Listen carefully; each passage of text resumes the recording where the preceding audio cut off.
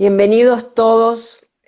Hoy tenemos un invitado de lujo, a Juan Vera, quien, bueno, nos va a deleitar con esas maravillosas reflexiones que siempre Juan nos tiene acostumbrado. Juan en este momento se encuentra en Chile, ¿cierto, Juan? Cierto, cierto. No puedo Y salir de aquí, no puedo, aunque quisiera. no puede No, salir de aquí. Bien, pero pronto todo esto pasará. Como todo en la vida, así todo es. pasa, Todo pasa. todo pasa. Nada es para siempre. Y esto es una máxima que tenemos que tener siempre presentes en la vida. Nada es para siempre. ¿Cómo estáis por Venezuela? Bueno, aquí vamos surfeando, Juan, surfeando. Todas las mañanas decimos cuál será el reto del día de hoy. Esa es la pregunta. La pregunta cuando aparece la luz en la ventana, ¿cuál será el reto del día de hoy?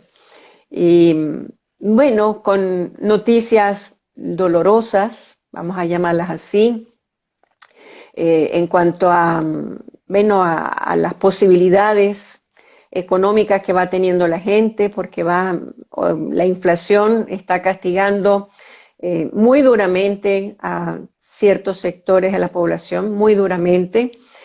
Y bueno, uno se va enterando de cosas muy dolorosas, como por ejemplo, hace como 3 días que 2 personas de la tercera edad fallecieron en su casa por desnutrición y los encontraron pues muertos, ¿no? Dejados allí, yo no sé si en el abandono, pero porque estaban rodeados de vecinos, pero sí este, con una situación realmente muy dolorosa.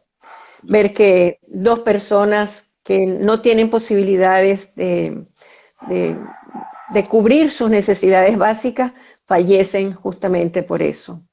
Entonces, porque una nada más era la que percibía la pensión del Seguro Social y con eso, pues no se puede comprar ni un cartón de huevos. Entonces, es muy difícil. Entonces, ves que de pronto se abren tiendas donde hay una gran opulencia y sin embargo ves este otro contraste donde 2 personas de alrededor de 60, 70 años fallecen porque no tenían alimento. Sí. Entonces, son dos cosas muy contrastantes. Bueno, Juan, vamos dando cabida a tu espacio porque este es tu espacio, Juan, y te queremos agradecer infinitamente que nos hayas concedido este privilegio de tenerte esta mañana, este rato, y conversando acerca de cosas que para todos son importantes. Bueno, déjame Y decirte, antes de que me preguntes, déjame decirte sí, que en realidad el privilegio lo tengo yo, porque tú conoces desde hace años que yo tengo una relación sentimental con Venezuela. Es decir, he ido a muchos países, conozco por fortuna muchas partes del mundo, pero todos esos años que yo he estado trabajando allá y de vuelta, pues ha hecho que yo tenga no sé, no tengo una explicación lógica de por qué a veces estoy más preocupado por ver las noticias de Venezuela que por las de mi país. Porque me quedó como una sensación de haber podido conocer a gente magnífica, inteligente, divertida, con ganas de vivir y, y a la vez, no sé, ser testigo de un proceso tremendo, ¿no? Yo la primera vez que fui a Venezuela fui a trabajar con el gobierno, por lo tanto llegué con un espíritu de casi épico para poder aprovechar algo que me parecía que podía ser fantástico y que resultó tremendamente decepcionante para mí en ese sentido y sin embargo se abrió un mundo humano muy, para mí realmente muy valioso. Así es que nada de privilegios unilaterales, porque en este caso yo siempre digo que sí a todo lo que me plantean desde tu país. Ay, gracias, gracias, Juan. Y bueno, creo que hay una cantidad de lazos muy importantes que se van generando, diríamos que entre España y Venezuela, porque, a ver, hubo una época aquí en Venezuela que muchos españoles emigramos, porque yo soy parte de esa población que emigró en un momento dado, y bueno, conocimos una Venezuela bollante, rica, donde realmente podías desarrollarte y crecer cuando veíamos una España menguada por una situación política realmente impactante, donde, bueno, el hambre era lo que reinaba en aquellos momentos, pero que encontramos aquí en Venezuela un suelo fértil y con muchas posibilidades de crecer y desarrollarnos. Así que, bueno, quizás esos son lazos que no desaparecen, que están allí presentes. Pero bueno, yo quiero decir quién es Juan Vera. Juan es un coach ontológico, consultor senior de Newfield Network, un referente internacional en lo que es el coaching político, un hombre muy querido aquí en Venezuela, muy reconocido y valorado en Venezuela y en muchísimas partes del mundo. Y gracias, Juan, por estar aquí y por hacer esa introducción tan emotiva y tan cercana para nosotros. Juan, quiero hacerte una primera pregunta que la quiero focalizar dentro del ámbito organizacional, por así decirlo, ¿no?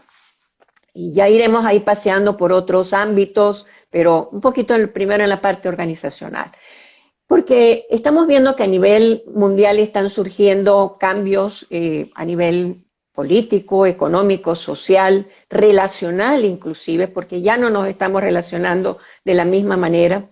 Y las organizaciones se han visto en la necesidad de hacer cambios, de comenzar a darse cuenta que el mundo no es solamente el espacio donde ellos producen y dan servicio a un número de clientes, sino que el mundo va mucho más allá de ese espacio donde ellos están.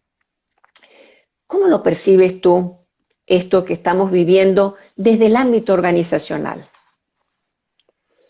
Bueno, yo lo primero es que estoy de acuerdo con la premisa que tú planteas y es que el mundo está cambiando sin cesar, que, que además incluso no tenemos la sensación de que estemos al final de algo, al final de un cambio, sino que estamos en la cresta de la ola de un cambio profundo, ¿no?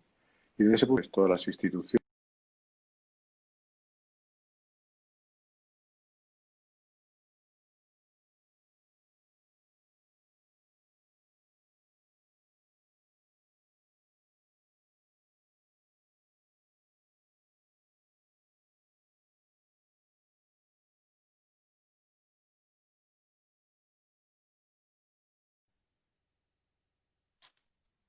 realmente van a querer hacer.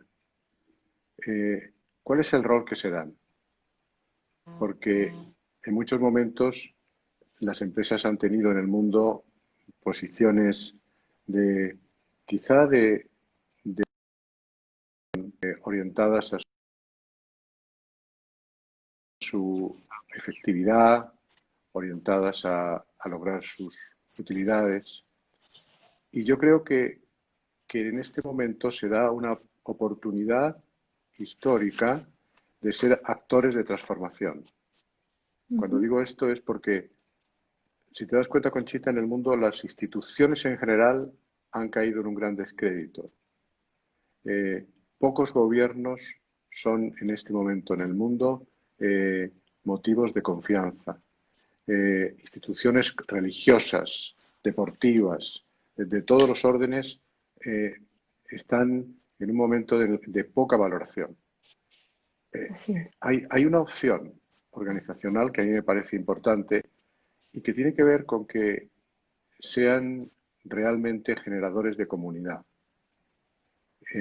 Yo diría que sí, en el momento en que no sea simplemente cliente en el centro, que ya de por sí era un avance, ¿no? Sino que Ujú, hablemos ujú. de la comunidad en el centro, las empresas pueden mm, venir a tener un rol importante. O sea, yo creo que en el fondo eh, la forma en que se planteen las relaciones éticas puede hacer que sean simplemente un sector que representa una opción económica o que sea un actor que pueda representar una reconstrucción social. Lo que pasó el año pasado con el fondo de inversiones BlackRock, ¿no? Ujú. Cuando Larry Fink manda esa carta a todos los accionistas diciendo no vamos a invertir en ninguna empresa que consideremos no ética porque no cumple con principios que tengan que ver con la sostenibilidad del planeta, con evitar ese tipo de enriquecimiento que tiene que ver con el dolor de los otros, ¿no? Si eso Sí, predominase, si esa idea de que las empresas no son solamente lugares donde uno invierte para obtener utilidades económicas y empezásemos a hablar de, de utilidades sociales, eh, creo que tendríamos unas organizaciones distintas. ujú. Y de hecho, ya son muchas las organizaciones que empiezan a plantearse, bueno, ¿cómo me relaciono con la comunidad en la que estoy? Eso podría llegar a convertirlos en un actor social. La palabra político está muy desprestigiado, pero para mí, que soy un creyente de la política, como sus orígenes, como aquello que es el arte de la convivencia, creo que podrían ser actores de la convivencia. Pero para eso hace falta empresas conscientes. Y creo que ese es un tema central, incluso donde los coaches, Conchita, podemos tener un rol. Cuando en nuestro acompañamiento de sus directivos les podemos llevar a ese nivel de conciencia y consciencia de lo que hay a su alrededor. ¿Sabes, Juan, que escuchándote, sé que tú manejas mucho el tema de lo que es el espíritu comunitario, ¿no? ¿Cómo podemos, vamos a decir, como compaginar nosotros como coaches eso de el espíritu comunitario con esto de eh, la empresa consciente? ¿Cómo podemos manejar esto? ¿Cómo darle esa integración?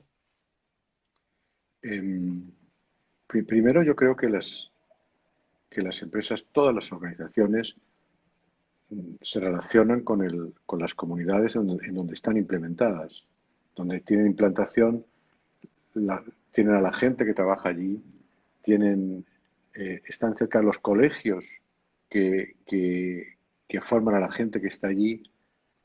Entonces, en el fondo es como, yo siempre he planteado que un tema fundamental para trabajar con los directivos es llevarles al conocimiento de su entorno, es a tener preguntas que levantasen la idea de que el entorno es algo más que los proveedores y los clientes y que al abrirse a entender ese entorno donde precisamente ellos están, forman parte, tienen allí sus oficinas, si es, quizá en un mundo futuro podemos decir, ¿va a haber oficinas? Esa es una pregunta posible, ¿no? Porque hoy estamos Claro. viendo algunas cosas importantes en este sentido.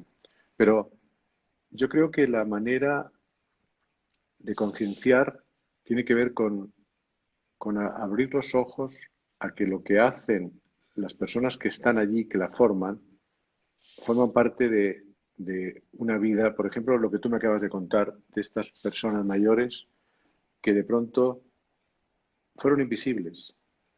Ujú. Y lo más Así es. probable es que algunos de los que están a su alrededor al enterarse se hayan rasgado las vestiduras y hubieran dicho, si yo hubiera sabido, alguna de las organizaciones, la gente donde tendría que ir a comprar el pan o a comprar cualquier cosa, podrían haber tenido una actitud distinta si hubieran tenido los ojos abiertos. Entonces, aunque pueda parecer una respuesta de almanaque, tiene que ver con abrir los ojos.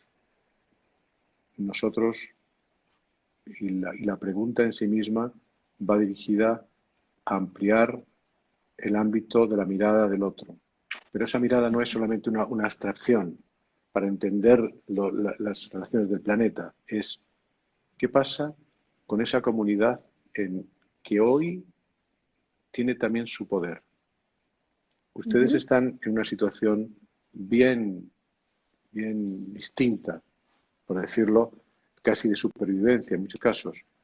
Pero te aseguro que en otros lugares cada vez las empresas, incluso por criterios hasta si quieres egoístas, se están dando cuenta que las comunidades pueden eh, empujar a su avance o pueden ser un auténtico problema para sus propios planes de desarrollo.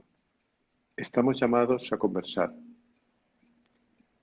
y por eso Así es. creo que hay algo que nos atañe a nosotros en la medida en que podamos tener influencia en esas relaciones.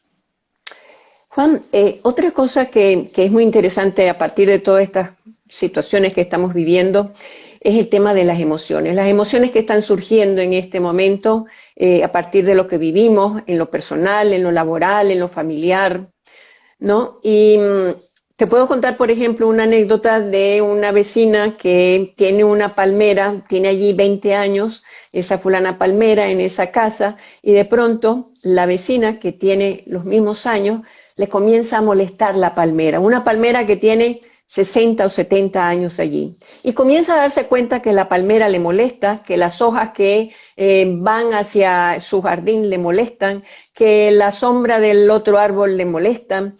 Es como que, ¿qué está pasando? ¿Qué emociones están surgiendo a partir de esto que estamos viviendo? Mira, yo creo que estamos también en un enclave emocional que no se resuelve solo con el miedo, la rabia, el tal, que a veces es más complejo, ¿no? Por ejemplo, yo vengo hablando de una emoción que descubrí leyendo a Martha Nussbaum. Digo que la descubrí, obviamente la he visto a mi alrededor toda la vida, pero la descubrí como algo que pudiera ser social, y es el asco. O sea, de pronto esta polarización que está habiendo en el mundo lleva a que las personas consideren que, que otras personas o que otras formas de vivir los otros son infrahumanas. Es decir, me dan asco, ¿no? Y se crea una exclusión, excluyo a los otros. O sea, hay un que cuidar tremendamente como una emoción que al principio asignábamos simplemente a olores, a comidas, a insectos, eh, tiene que ver con una forma de sentir lo que nos rodea y de pronto lo que nos rodea nos parece que está por debajo de ciertos criterios en donde yo sitúo lo correcto, lo humano. Y desde ahí empiezan a pasar esas cosas. Hace unos días me interesó algunas investigaciones sobre las emociones y había una científica norteamericana que venía a decirte, miren, las emociones no es que tengamos una serie de circuitos internos por donde corren. Las emociones ocurren desde nuestro cerebro también y vienen como consecuencia de que hacemos un conjunto de conjeturas a partir de los derechos que nos atribuimos y de esas conjeturas aparece una emoción que puede ser la rabia, que puede ser la sensación de asco, la sensación de separación. Y esas conjeturas a veces, bueno, ocurren desde nuestro cerebro y en nuestro cuerpo, pero aparece esa forma que hemos llamado emoción. Y yo creo que lo que está pasando hoy es que está siendo todo tan intenso, tan polarizado, tan distinto a lo que habíamos vivido en otros momentos de nuestra vida, que estamos haciendo conjeturas completamente nuevas y que se está produciendo una forma de intolerancia hacia los demás que es, eh, que es terrible porque además eso se puede utilizar políticamente, se puede utilizar muchas Ujú. veces para lograr que unos se enfrenten a los otros. Y también ahí diría que la posibilidad de sentar a dos personas y poner en una silla vacía la palmera para que ambas hablaran qué me pasa con esta palmera, podía hacer que esto, que puede ser poco controlable, poco algo que de alguna forma nos supera, lo llevásemos a la dimensión de lo que puede ser comprendido, aunque no estemos de acuerdo, ¿no? Y llegar, por lo tanto, a posibilidades, porque supongo que el conflicto que tienen tus vecinas es que una quiere cortar la palmera y el otro siente que cuando se le cortan la palmera le cortan su historia, Exactamente, le cortan parte de su infancia. Ento- exactamente. Entonces es, ¿cómo, qué podemos hacer para que tú no sientas lo que sientes? Para que de alguna forma o sea, que a lo mejor tengo que quitar las ramas de aquella parte, pero hay algo que tiene que ser el objeto de lo que significa vivir en convivencia, que es hablar de lo que nos preocupa y buscar aquellas formas en las que tu bien y el mío puedan convivir, ¿no? Eso en las emociones en las que estamos, que son, te he contado esta, pero yo digo, hay mucho desencanto, hay mucha desesperanza, hay mucho desamparo.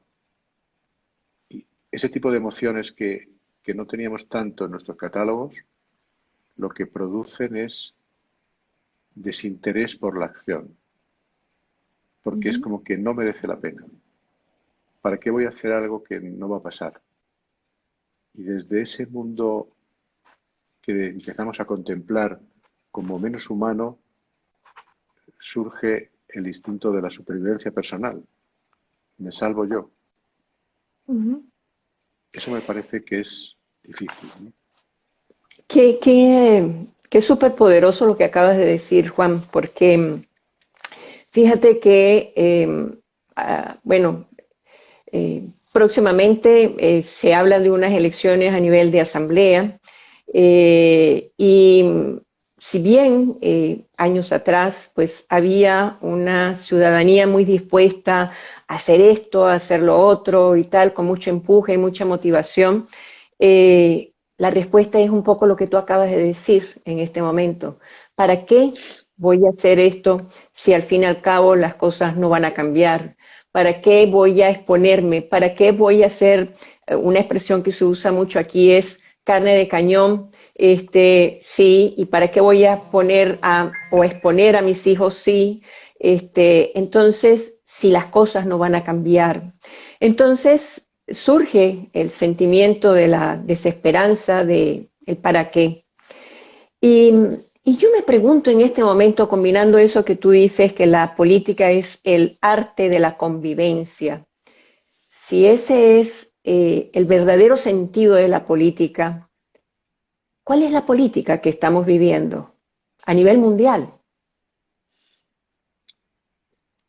Una política fundamentalmente de conservación del poder. O sea, aquella que cuando yo hacía los programas, bueno, los hago todavía, ¿no? De coaching para transformar el poder y la política, la pregunta inicial es el poder para qué. Ujú. Y cuando tú miras la historia de la humanidad, pues a veces ha sido el poder para el bien común, otras es el poder para este grupo, para una oligarquía económica o política, y otras veces es simplemente el poder para mí, para que yo, y eso es lo que pasa en las dictaduras. Entonces, eh, claro, yo creo que vivimos un momento en el que el miedo que hay ante la incertidumbre, pero también el miedo real a que, como tú decías, ¿para qué voy a exponer a mis hijos? Ese es el resultado de un miedo que hay en nosotros.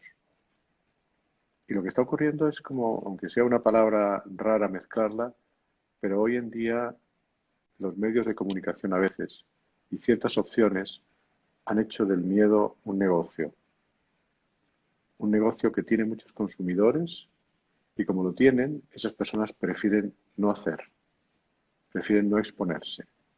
Ujú. Y el resultado es que vamos teniendo una sociedad a veces más difícil de vivir, porque a la vez seguramente esas personas quisieran cambios, quisieran que Venezuela estuviera de otra forma.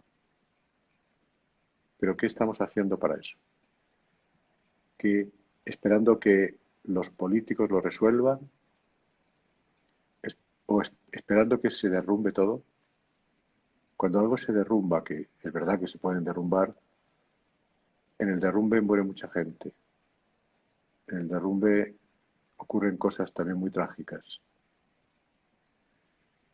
Si tú quisieras cambiar tu casa y fuera una casa gigante, como puede ser un país, lo más probable es que no optaras por el derrumbe, que optaras por empezar a construir otras cosas.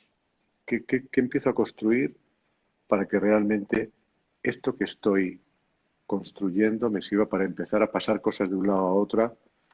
Pero los derrumbes eh, son peligrosos y cuestan muchas vidas. Entonces, ¿qué hacemos para que eso no ocurra, ¿no? Yo tengo una visión muy crítica de muchos gobiernos del mundo, entre ellos el vuestro, a pesar de que siempre he sido una persona que he estado mucho más cerca de un pensamiento social que de un pensamiento conservador, pero lo vuestro no se puede medir por izquierda o derecha, es otra cosa. Entonces, pero también tengo una opinión bastante crítica sobre esa forma de resignarse, esa manera de alguna forma, de quedarse fuera y de esperar que otros lo hagan. Y creo, y vuelvo a nuestro trabajo de coaching, y por eso estoy en lo que estoy, es cómo generamos más conciencia ciudadana, porque eh, cuando tú hablas de la política, siempre aparecen los políticos, pero la política fundamentalmente tiene que ver con la ciudadanía, y sobre todo la democracia. En la democracia uno puede preguntarse, ¿tenemos buenos gobernantes? Pero también puede preguntarse, ¿tenemos buenos ciudadanos? Y casi siempre esto es sistémico. Una cosa y otra están bastante relacionadas. Así es. Fíjate, y ahora quiero hacerte una preguntita vinculada al área de la educación. Y justamente es, ¿cómo llegar a la creación de eso que tú llamas ciudadanía? Cuando ha habido, por así decirlo, como un desdibujar eh, lo que es, por ejemplo, el espíritu comunitario, la convivencia, el compartir. Entonces, ¿cómo desde el ámbito de la educación podríamos en Venezuela y además en muchas partes del mundo, ojo, porque pienso que se ha desdibujado esto de lo que tú estás mencionando de la ciudadanía? ¿Cómo podría comenzarse a crear esa nueva ciudadanía en el mundo dentro del ámbito de la educación? Mira, o sea, parto porque la pregunta me parece súper oportuna, porque el cambio viene en la educación. Eh, Nosotros podemos probablemente refaccionar parte de nuestras habitaciones del edificio de nuestra vida, de nuestra casa, por sí, por la metáfora. Pero las nuevas generaciones pueden construir un mundo distinto, pueden hacer nuevas ciudades, ¿no? Por decirlo así. Eh, yo creo que en este momento, cuando miramos la educación, no voy a decir la que hay en este momento, ¿no? Voy a hablar de la que había antes de este momento. Pues jugó una baza que hoy creo que estaremos todos arrepentidos, que era competir, buscar alumnos que destaquen. El educarse era aprender más cosas que el otro, o aprender para trabajar y tener una, una posibilidad mayor de éxito en la vida. No deja de haber detrás de eso una línea que es absolutamente individualista. Nos examinaban por separado. El que tenía mejores notas podía tener. Yo recuerdo que en mi instituto, donde yo estudié en España, pues los alumnos podía sacar matrícula de honor. Y la matrícula de honor significaba que tú no pagabas esa parte del año siguiente. Ujú. Y yo, que formaba parte de una familia de clase media-baja, entendí que mi mejor forma de colaborar en mi familia era sacar matrículas de honor. Y estudiaba para ser el que consiguiera eso. Y en algún momento determinado me di cuenta que tuve que aprender a trabajar en equipo con otros, porque no me habían enseñado a trabajar en equipo. Los trabajos que hemos hecho en la Agencia de la Calidad de Educación de Chile lo que plantean es que hay que cambiar el concepto de educación para el trabajo por el de educación para la vida, educación para la convivencia. Y eso supone que en este momento donde, por esto que tú y yo estamos hablando, por este teléfono o por el computador, los jóvenes y los niños pueden aprender casi todo, no tienen necesidad de memorizar, tienen la posibilidad de llegar a cualquier parte. Lo que hay que plantearse es no una enseñanza ideológica, sino una enseñanza por valores del siglo en el que estamos, habilidades de este siglo en el que estamos. Y por eso todo lo que tenga que ver con colaborar, por ejemplo, ese es un verbo central, ¿no? Articular, Ujú. colaborar con otros. Cuando tú haces, estuve viendo algunos experimentos educativos interesantes, que era un tipo de enseñanza en la cual un delegado del curso le decía a los niños al principio: mira, Conchita, tú vas a prepararte esta parte de literatura y tú, Pepe, te vas a encargar de matemática no sé qué. Y cada uno de estos niños tenía que buscar esa información y convertirse en el profesor de los otros. Y todos fueron profesores en algo de los demás. Y al final ese grupo se había convertido en una comunidad que aprendía juntos. Todos eran útiles para todos. Se creaba la interdependencia.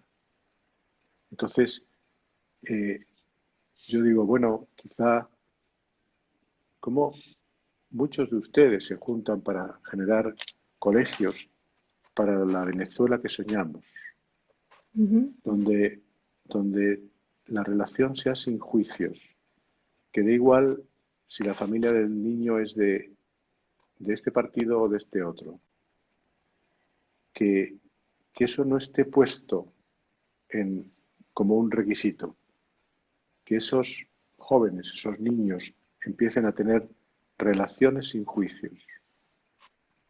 Ayer estaba en el programa que hago de Articular hablando sobre una habilidad fundamental que es la comunicación no violenta, aquella Ujú.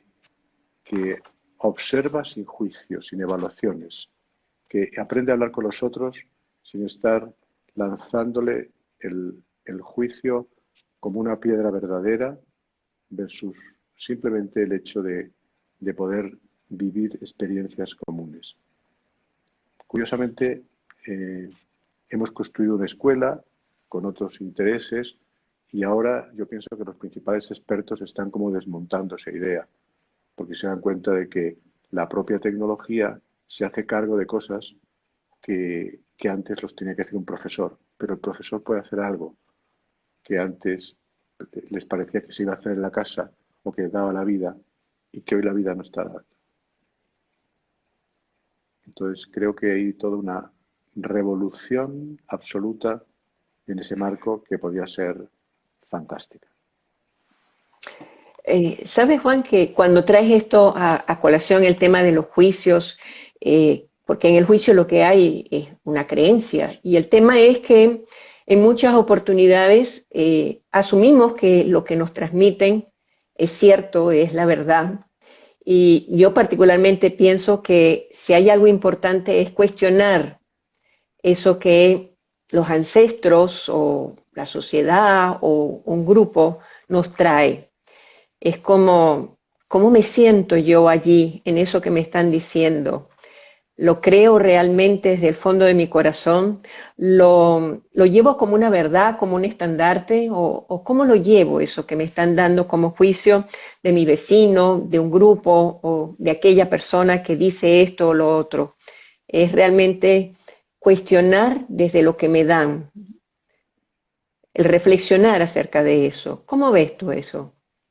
Totalmente necesario y completamente de acuerdo en lo que insinúas con eso, porque es, yo por ejemplo, ya he hecho varios ejercicios, no en la escuela, que no estoy con los niños, sino en la universidad, y les pido que ante un tema busquen toda la información que puedan y cuando hayan recopilado esa información y tengan como una especie de, no sé, pues de juicio al respecto de ellos, de interpretación, que empiecen a buscar la contraria, que busquen toda la información que plantea que eso no es así y que se pongan a mirarla desde un actor no involucrado todavía. ¿Qué te dice? Y me ha hecho gracia porque yo les digo, ¿qué te dice esa información? ¿Qué te dice la otra?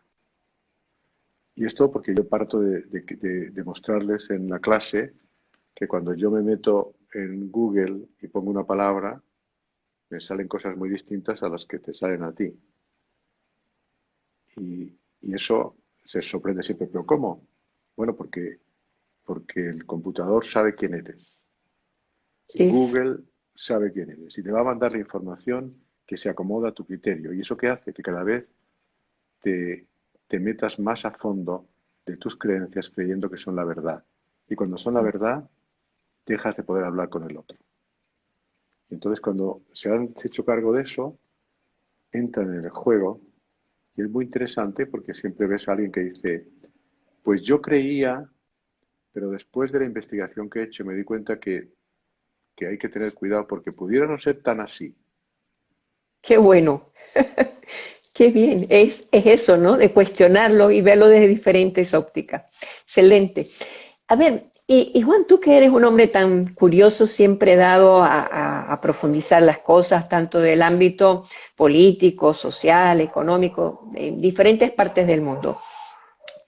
Eh, ¿Qué crees que nos pudiera servir a nosotros como sociedad, a los venezolanos, para lograr esa reorganización e integración dentro de lo que es la sociedad venezolana? Porque hay, eh, no sé, como ciertas atomizaciones, como que yo no me vinculo con tal o yo no me vinculo con el otro, etcétera, etcétera.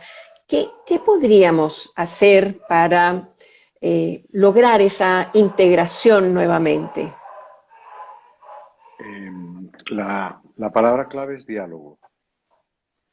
O sea, yo antes ya te contestaba de alguna forma, decía cosas que te pueden seguir ahí, es desde luego no esperar que lo resuelvan los políticos. No. Tratar de que la sociedad se haga cargo. Tratar de entender cuál es la historia que os ha llevado a esto. O sea, eh, la verdad es que cuando uno siente un dolor, pues tiende a pensar que el problema lo tiene aquí, esto que me duele. Pero esto que me duele viene de antes. A lo mejor tiene que venir con que nunca hice ejercicio con el brazo o lo que fuera. Entonces ahí, entender cuál es la historia que nos ha traído acá y también que vive el otro. Ujú. ¿Cuál es? Y eso se resuelve dialogando. Y cuando tú te empiezas a acercar a los problemas cercanos con los otros y te das cuenta de que puedes avanzar, te das cuenta de que realmente tenemos más poder del que pensamos. Tenemos más poder que el que nos asignamos a nosotros mismos, ¿no? Eh, y desde ese punto de vista, hay un momento en el que te das cuenta de que en los momentos en que vivimos situaciones políticas que consideramos realmente desastrosas o que vemos que hay comportamientos de los políticos que son deleznables, como dice un filósofo político español, Daniel Innerarity, no es el momento de menos política, sino de más política. Ujú, pero más política hecha a partir de conversaciones entre otros actores. Eh, con el grupo venezolano, que muchos lo conoces tú, que estoy dirigiendo el círculo de lectura, que nos inventamos con Joana Rodríguez, con Mónico Carvajal y varios amigos de ellos y todo eso, ¿no? ujú, Yo les he dicho, bueno, pues ustedes que son más proclives al gobierno, empiecen a hablar con los que no lo son. Y ustedes que los odian a los del gobierno, miren a ver quién conocen para empezar a generar conversaciones en las cuales eh, se den cuenta de que podemos no entrar en quién lleva la razón, sino cómo abordaríamos ciertos temas. Entre los temas. Hay algo importante, cuando yo quiero reconstruir algo, tengo que pensar que en política siempre hay una distinción de sujetos, temas y condiciones. Claro, los sujetos en este momento tienen nombre y apellido, son los que están en el poder, los que están en la oposición, los que... Pero la pregunta de ¿y quiénes podríamos ser sujetos nuevos? Eh, ¿qué, quiénes podemos convertirnos en otros sujetos que también empiecen a crear lo que ha pasado en Chile? O sea, tú te das cuenta que en Chile, en un momento determinado, en esta sociedad tan cuadriculada, tan ordenada, etcétera, el plebiscito que se ha hecho la semana pasada, no, sí, claro, el gobierno lo plantea, pero ¿por qué lo plantea? No está en su agenda. Era algo que nunca hubieran hecho. Es el resultado de que se crea todo un movimiento interno, ojalá pacífico, porque en el movimiento de Chile han concurrido cosas muy diversas, no, no todas tan democráticas, ¿no? Pero, pero ha habido un movimiento que hay una voz que aparece.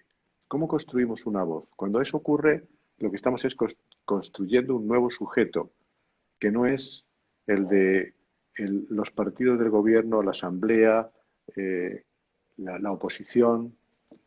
Yo no sé cómo ahora el grupo de la oposición se llama. Yo me acuerdo de haber estado con la Mesa de Unidad Democrática, con la MUD en algún momento determinado, y recuerdo ujú.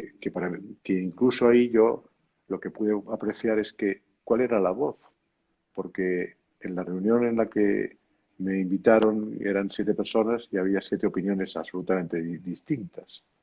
Por lo tanto, decía, bueno, aquí ya hay un título, pero hay un problema, que es ¿qué estamos planteando como un auténtico sujeto que pueda hablar de una sociedad distinta? Mm. Porque, porque creo que igual que hablábamos del tema de la educación, como esa escuela que tiene que hacer unas ciertas cosas distintas, estamos en ese momento en que tenemos que crear un diálogo desde lugares diferentes y que no juegue el juego de quién gana y quién pierde. Yo sé que eso es difícil cuando uno lo dice sin estar ahí, pero hay que reconciliarse. O sea, si yo tuviera que plantear un verbo, diría, el verbo no es ganar, el verbo es reconciliarse y de alguna forma lograr que nuevos actores empiecen a llenar las conversaciones. Y si eso se Excelente. consigue, Ujú. algo estará pasando. Sí, Es, dígame. es un poco ese tema de renovar, ¿no? El espacio donde vivo, de renovarlo, de cambiarlo, pero sin la destrucción total, sino que tendría que cambiar y generar un nuevo vocero dentro de ese mensaje. Y ahora yendo dentro de esto que llaman normal y anormal o nuevo normal, ¿no? Que como que la gente dice, bueno, es que antes llevábamos una vida normal y ahora hay un nuevo normal. Yo te pregunto, ¿cómo podríamos engranar estos dos momentos o no sé cuántos momentos existenciales que estamos viviendo a nivel mundial? Porque no es solamente aquí en Venezuela, ya este es un concepto que nos toca a todos. ¿Cómo engranar esos mundos que están surgiendo en donde yo lo que digo es que lo que está cambiando es la forma de comunicarnos. Pero no sé cómo lo ves tú, Juan. ¿Cómo lo percibes? Bueno, yo primero, por, por orden de cómo me has ido contando esto, ¿no? Yo lo primero que digo es, lo normal nos ha llevado a donde estamos. Cuidado con lo normal.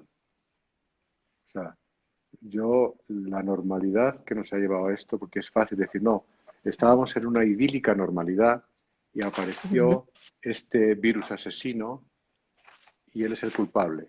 Y volvemos a la forma de hablar en la cual hay un culpable que está fuera de nosotros. Pero los científicos alertaron hace ya tiempo de que teníamos un riesgo real de que hubiera mutación de virus. Y sin embargo, la sociedad normal no apostó por la investigación médica, apostó por poner, si Trump llegó, hoy están en sus elecciones, ¿no? Vamos a ver qué pasa, pero Trump apostó al llegar al gobierno por anular todo lo que era el fondo de investigaciones De científicas investigación. que se Ujú. estaban planteando y por tanto mm, no sé si eso hubiera podido hacer que la vacuna llegara antes o que incluso se hubieran evitado ciertas cosas, ¿no? Cuando mi país, por ejemplo, pero toda Europa vuelve a la normalidad, vuelven los rebrotes. Entonces, yo creo que lo que se da es una posibilidad de pensar, y ahí también haría un paréntesis, y es, ¿realmente estamos aprendiendo algo? O sea, estamos aprendiendo de todo esto del qué, porque cuando yo veo que llega un momento en que sale la gente y dice, hemos ido a la cuarentena y vuelve a producirse una forma descuidada, poco preparada para poder hacer estas cosas, pues digo, no sé si hemos aprendido. Pero incluso más yéndome de la salud, cuando veo que se vuelven un poco a ciertas conductas donde lo que pasó, lo que yo sí creo que aprendimos es que necesitamos a los otros, que estando lejos estuvimos más cerca que casi nunca de aquellos que queremos, Ujú. que, que nos dimos cuenta de la interdependencia que existe. Y digo, bueno, yo creo que una oportunidad de todo esto es precisamente relevar todos estos aspectos para que realmente pues el aprendizaje nos sirva y es, tenemos, requerimos una sociedad más humana porque realmente nos han hecho falta los demás. Pero nos hemos dado cuenta de cosas como, ¿para qué tengo tantos zapatos? No sé. Las sociedades que tienen, o sea, quizá los que no lo tienen no han podido vivir eso, pero para muchas personas nos hemos dado cuenta que podíamos vivir con mucho menos de lo que teníamos usándolo, ¿no? O sea, ¿para qué quiero? Entonces es menos consumista, menos desigual, más cuidadosa con los otros, eh, incluso pensando que en esta sociedad que hemos hecho tan desigual, cuando, cuando la gente no tiene nada, no tiene nada que perder, la violencia está a la mano, la violencia es posible, porque al final no tengo nada que perder. Entonces, ¿cómo hacemos una sociedad?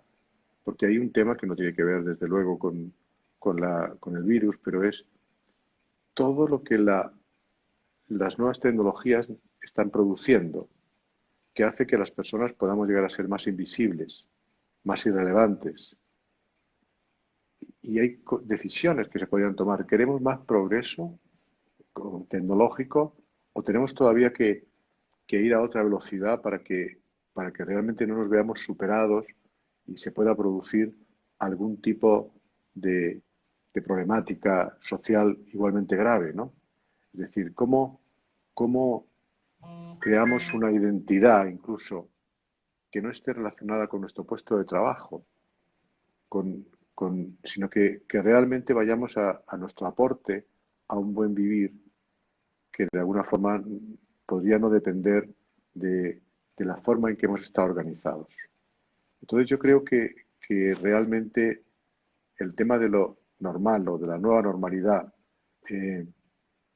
nos, nos debería llevar a relevar los aprendizajes. ¿Qué hemos aprendido de esto? ¿Qué necesitamos hacer? Porque, eh, porque tendríamos que juntar cosas, ¿no? Entonces, esta idea de engranar que tú me preguntas, digo, sí, yo creo, por eso hablo tanto de articulación, que, que estamos en un momento en el que lo posible es el resultado de que muchas cosas distintas empiecen a operar mucho más articuladas.